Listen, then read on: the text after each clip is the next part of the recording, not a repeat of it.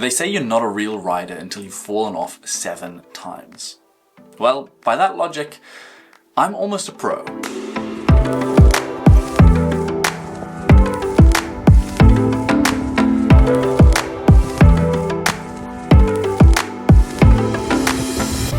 Hey, welcome back, and as the year draws to a close, I've been feeling a little bit reflective.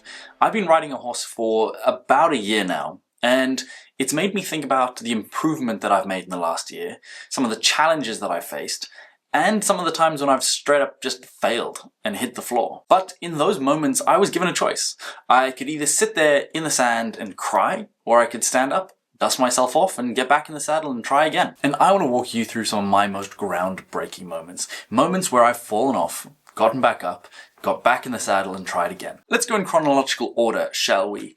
So this was a lesson that I had on King, and I just learned how to ask for a canter. So I was just practicing my transitions, up and down. So there I was, feeling like a pro, making progress, when King decided to throw me a curveball and decided that I would be better off on the ground. And the only injury here was my broken ego. I think it was a combination of a bad transition, poor communication on my part, and King testing his luck to see if he could go back to bed early. Can't blame him. Next we have Sylvie. Now I have a love-hate relationship with Sylvie. She was the first horse I learned to ride on, I learned how to trot with her, I learned all the basics.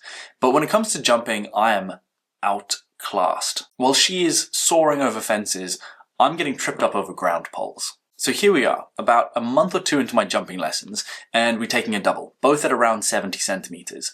Now I take the first one, bad timing, bad fold, I am off balance, and there's not enough time to reposition myself to gain that balance back. And so I just hold on for dear life and hope for the best going over the second. And Sylvie says, nah. And while she has springs in her legs, I have sand in my pockets. And to be honest, this one did hurt. I got back up, got back in the saddle, and I did it again. Quite literally, I fell off again. Clearly I didn't learn from the first time. And you know, sometimes the lesson just isn't clear enough the first time. But thankfully Sylvie was prepared to give me some extra lessons to help the message really sink in. And third we have Flo. And you look at her going, yeah, it's Flo, she's nice. But wrong. She's a classic chestnut mare. And she will flow you. You could be cantering around, nice and gentle, and then suddenly, you're wondering where the horse that was underneath you suddenly went.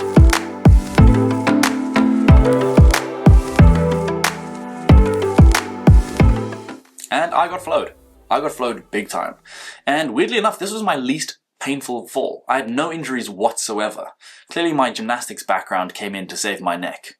Quite literally. But this also wasn't the first time that I've been flowed. I've gotten flowed about 3 or 4 times at this point, and each time I'm learning more and more how to prevent it from happening, and if it does happen, how to relax and roll with it. Flo is very particular. She's just big and powerful, and if she doesn't like the way you ask for something, she'll flow you. It's funny how my opinion of falling has changed. Before I used to think of it as a sign of failure or incompetence, but now I look back on it with pride. I would never be in these situations if I wasn't pushing myself to be better.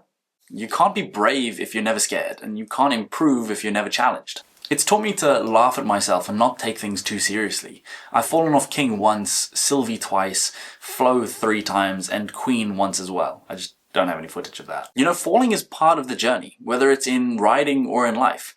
It's not about avoiding the falls, it's about getting back up and trying again. Each time I've hit the ground, I've gotten back up a little bit stronger, a little bit wiser, and a lot more grateful for helmets. Anyway, thanks for watching, and in the comments let me know if you've ever had to hit the floor to learn a lesson, or if that's just me. Anyway, don't forget to like and subscribe, and I'll see you in the next one. Bye!